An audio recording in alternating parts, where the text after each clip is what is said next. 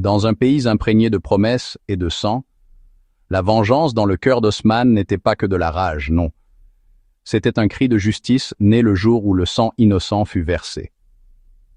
La nuit était silencieuse, à l'exception des murmures du sang sur le fil des épées. Là, entre la mort et la vie, Osman se tenait, non pas pour combattre un ennemi. Quand les Mongols ont trahi et brûlé des villages, Osman a juré de restaurer l'honneur de l'Anatolie, même si cela devait lui coûter son propre sang. Cette nuit-là, l'idée de la victoire est née du cœur de la douleur, et les larmes sont devenues un feu qui a illuminé toute une nation. Le combat n'était pas pour la terre, il était pour l'honneur qui s'écoulait à chaque blessure.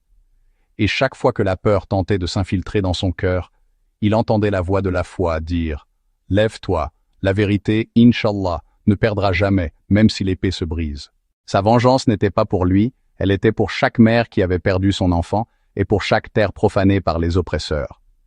Il leva son épée et dit « Notre feu, Inch'Allah, ne s'éteindra jamais tant que nous aurons un souffle pour glorifier le nom d'Allah Tout-Puissant. » Ainsi, sa vengeance, Inch'Allah, fut l'aube de la lumière après une longue nuit. À ce moment-là, Osman n'était pas seul, derrière lui se trouvait une histoire qui attendait le lever d'une nouvelle aube. Et son épée n'était plus seulement un morceau de fer, elle est devenue un pacte de feu, gravant le nom de la nation sur la face du temps. Et ainsi, la douleur s'est transformée en grandeur, et la vengeance est devenue le début d'une nouvelle ère. Car la grandeur ne naît pas du repos, mais du feu inextinguible des cœurs qui ont cru en Allah Tout-Puissant.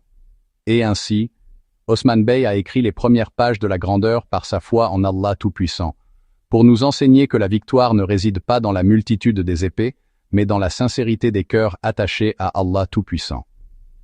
Celui qui désire l'éternité, qu'il porte la bannière de la vérité, même s'il est seul.